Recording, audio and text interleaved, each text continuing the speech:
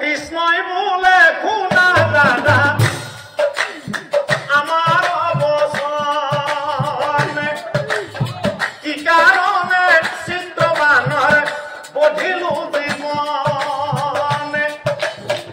এই কথা দাদা তোমার কহিব বুঝাই কি কারণে চিত্রবানর নারা খুঁজিয়াই ও কি কারণে চিত্রবানর নারা খুঁজিয়া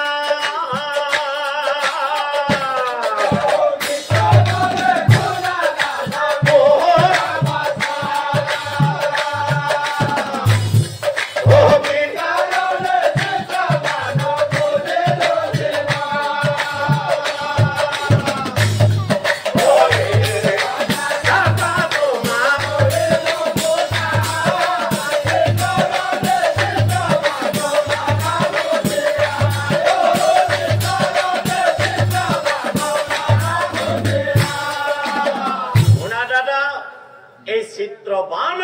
ও পূর্বর জন্ম চিত্রবান আসিলে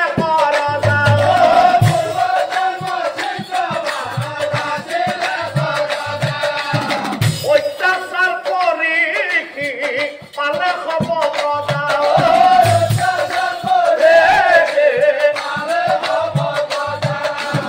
যজ্ঞস্থলী পূজাস্থলী করে লঙ্গ ভঙ্গ অত্যাচারী অধর্মী আসিল সেই জন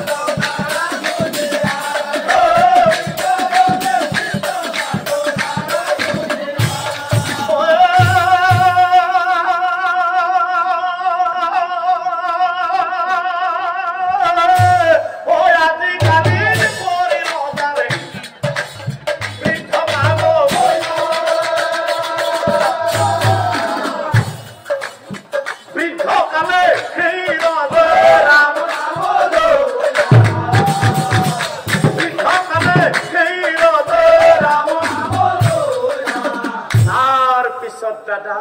এই সকলো ত্যাগ কৰি লয় ভগৱানৰ দিনে ৰাতি হৰি নাম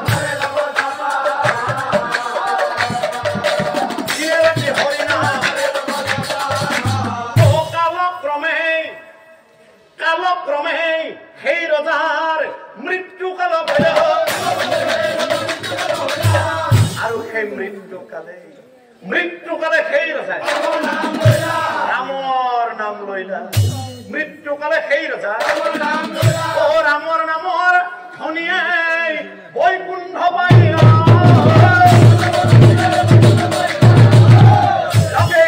লগেই বিষ্ণুদূতে আহি তাৰ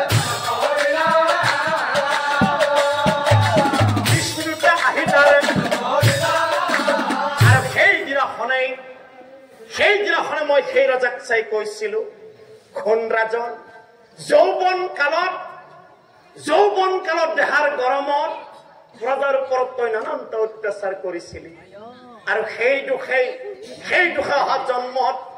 গোবৰুৱা পোহৈ জন্ম লভিবি নিশ্চয় জানিবি তেতিয়া দাদা সেই ৰজাই মোৰ চৰণত পৰি বাৰে বাৰে কাকুতি কৰিছিল তাক হেনো পুনৰ এবাৰ মানৱ জীৱন লাগে সেইকাৰণে সেইদিনে মই কৈছিলো যাও অহা জন্মত ধৃতৰাষ্ট্ৰৰ সপুত্ৰৰ ভিতৰত এজন হৈ জন্ম ধৰিবি মনত ৰাখিবি যিদিনাই সত্য ধৰ্মৰ কথা তই পাহৰি যাবি সেইদিনাই তোৰ মৰণ হব নিশ্চয় জানিবি এতিয়া বুজিলা নাই দাদা চিত্ৰবনক মই কিয় জীয়াই থাকিবলৈ নিদিলো শুনা দাদা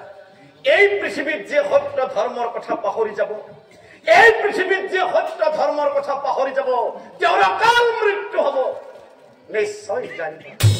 হে পৰম শ্ৰদ্ধাৰ নাম ধৰ্মী ৰাইজ, হে পৰম শ্ৰদ্ধাৰ নাম ধৰ্মী ৰাইজ, চৰণ চুই প্ৰাৰ্থনা জনাও, আমাৰ সমাজতো এনেকুৱা কিছুমান দানৱ আছে, আমাৰ সমাজতো এনেকুৱা কিছুমান দানৱ আছে, যি দানৱে সত্য ধৰ্মৰ কথা একোকেই নাভাবে, আৰু তেনেকুৱা দানৱে কম দিনৰ ভিতৰতে যমৰ ঘৰলৈ গতি